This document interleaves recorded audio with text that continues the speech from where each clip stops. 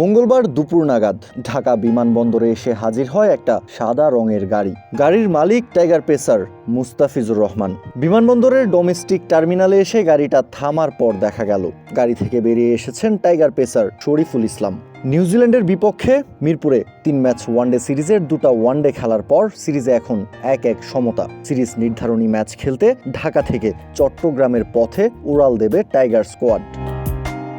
সেই লক্ষ্যেই সবার আগে বিমানবন্দরে এসে পৌঁছেছেন শরীফুল ইসলাম। খানিক বাদেই দেখা গেল গাড়ি থেকে বেরিয়ে এসেছেন মুস্তাফিজুর রহমানও। এরপর দুজনেই ঢুকে গেছেন বিমানবন্দরের ভেতর। নিউজিল্যান্ডের বিপক্ষে প্রথম ওয়ানডে ম্যাচের একাদশে ছিলেন মুস্তাফিজ, কিন্তু খানিকটা অস্বস্তি বোধ করায় টসের আগে মুস্তাফিজকে বসিয়ে শরীফুলকে খেলার সুযোগ করে দেওয়া হয়। আর সেই ম্যাচেই চোখ ধাঁধানো বোলিং করেছিলেন শরীফুল। দ্বিতীয় ওয়ানডে ম্যাচটাতেও বল হাতে ভীষণ কিপটে ছিলেন শরীফুল। মুস্তাফিজ শরীফুলরা বিমানবন্দরে ঢোকার খানিকক্ষণ বাদেই বিমানবন্দরে এসে হাজির হয় টাইগারদের টিম বাস থেকে সবার আগে নেমে আসেন টাইগারদের ওয়ানডে দলের ক্যাপ্টেন মেহেদী হাসান মিরাজ।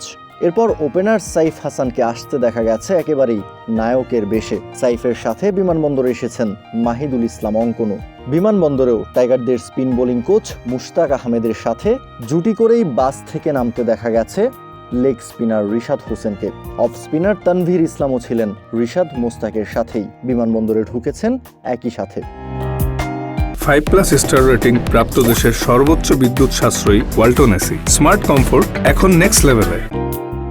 এরপরই টাইগারদের টিম বাস থেকে নেমে আসতে দেখা গেছে middle order batter Liton Kumar দাসকে। লিটন যখন বিমানবন্দরে ঢুকবেন ঠিক তখন এক সাংবাদিক আদাব বিনিময় করেন লিটনের সাথে। মাথায় ইশারা করে আদাবের জবাব দেন লিটন কুমার দাসও। লিটনের পেছনই বিমানবন্দরে ঢুকেছেন middle order batter Towhid Hridoy. প্রথম 2 ওয়ানডে ম্যাচেই টাইগার ভক্তদের মন জয় করে নিয়েছেন তাওহিদ হৃদয়। দায়িত্বশীল ব্যাটিংয়ে বাংলাদেশকে জিতিয়েছেন সিরিজের দ্বিতীয় ম্যাচটা। এরপর দলের সাথে না বরং একাই বিমানবন্দরে আসতে দেখা গেছে middle order batter Afif Hossain ধ্রুবকে। প্রথম ম্যাচের একাদশের সুযোগ পেয়েছিলেন আফিফ, কিন্তু প্রত্যাশা অনুযায়ী ব্যাটিংটা করতে পারেননি। স্লো ব্যাটিংয়ের কারণে বাংলাদেশকে সেই ম্যাচটাও হারতে হয়েছিল। তাই তো দ্বিতীয় ম্যাচেই একাদশ থেকে বাদ পড়েছিলেন আফিফ। চট্টগ্রাম যাওয়ার বেলায় আফিফকে বিমানবন্দরে আসতে দেখা গেছে একা গাড়িতে করে। আফিফের পরপরই বিমানবন্দরে এসেছেন সৌম্য সরকার। তিনিও আফিফের মতোই একা গাড়িতে করে এসেছেন।